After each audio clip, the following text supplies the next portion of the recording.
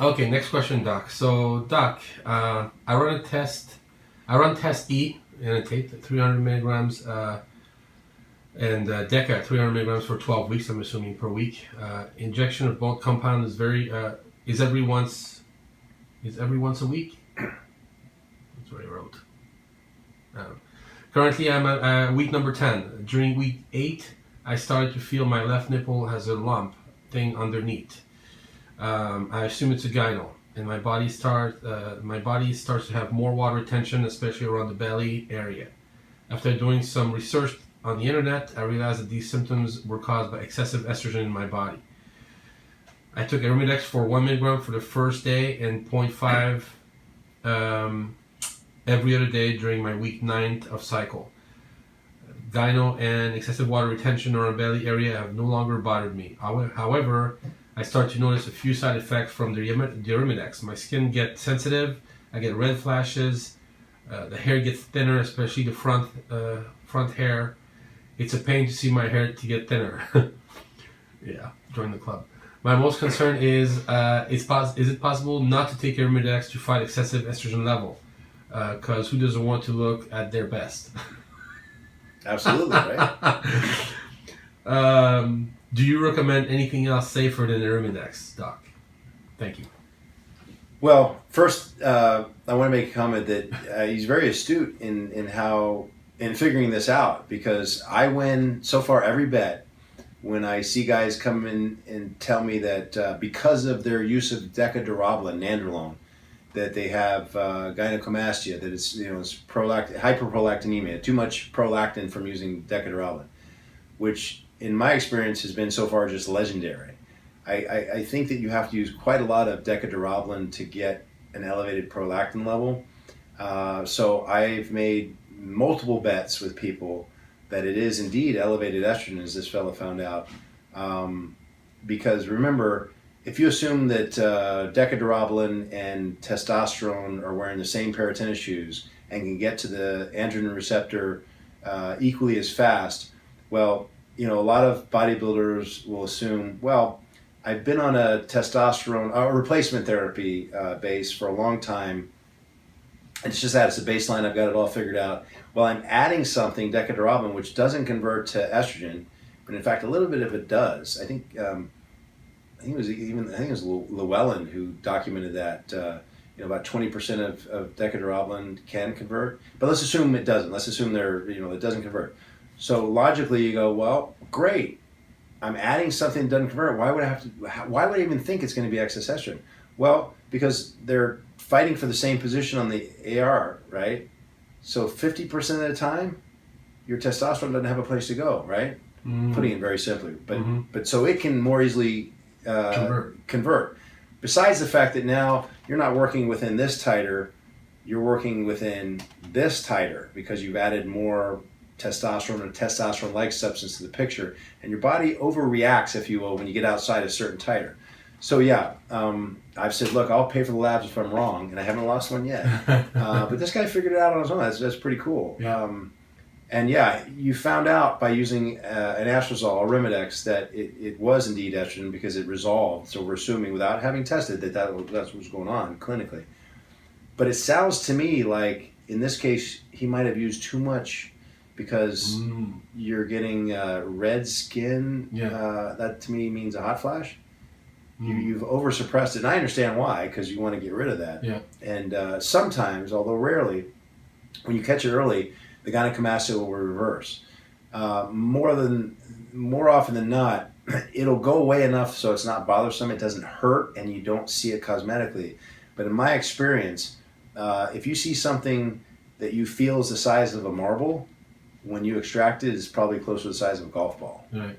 But again, who cares? As long as because you shouldn't. It's not necessarily going to mean you're at more risk of cancer or something like that. It's just a matter of, really, is it painful or is it cosmetically undesirable? Then fine, get rid of it. Yeah. But let's see. He said something else though, right? About the anything other than Arimidex. First of all, I would try reducing the dose of Arimidex.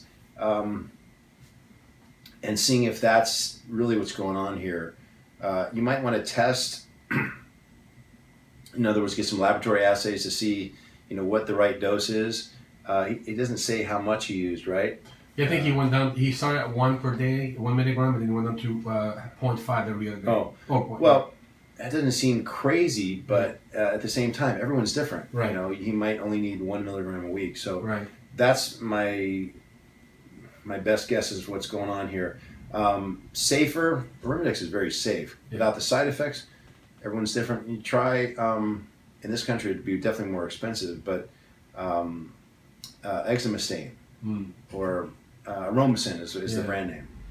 He's talking about hair loss and everything. Have you ever heard about that? Well, I was going to address that. Just one quick thing. Roughly speaking, 1 milligram of Anastrozole equates to about the same as 25 milligrams of Arimidex in what I've seen over the years. But they do work a little differently, so it's not exactly a smooth trade like that. Mm-hmm. But maybe he won't have the side effects. But again, my best guess is because he oversuppressed the estrogen. Hair thinning is more than likely nothing to do with estrogen excess or not. Hair thinning is genetically predisposed. Male pattern baldness, meaning that from back here, is typically always both of the type of hair thinning is genetically predisposed, but it can be slowed by diminishing the exposure to dihydrotestosterone, not estrogen, typically.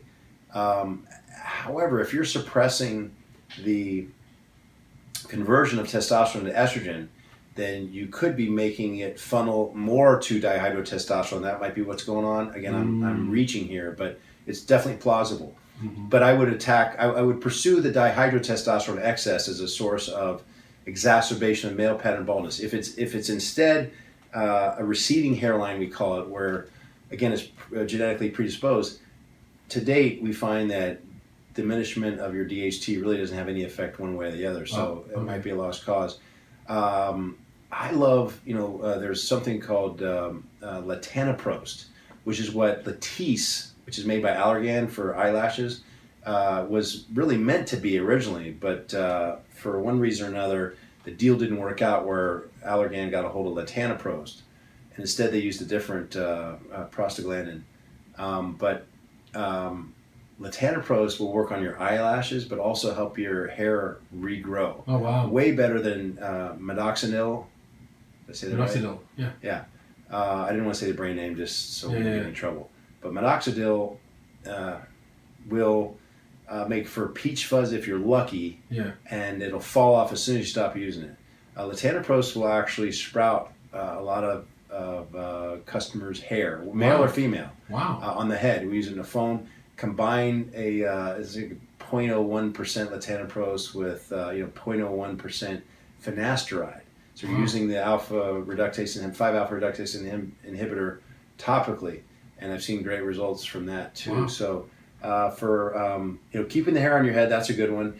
In this country, we have to have it compounded, so it's not something you can walk into your local Walmart or drugstore and just pick it up. Glad to see that the water retention went away and the gynecomastia went away.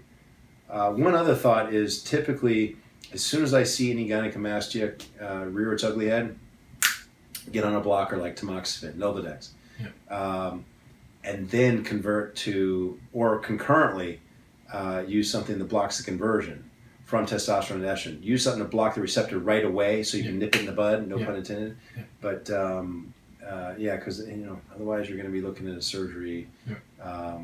It's very hard to reverse breast tissue growth. Yeah. Hopefully you pay for that over there. Yeah. All right. Thank you, Doc.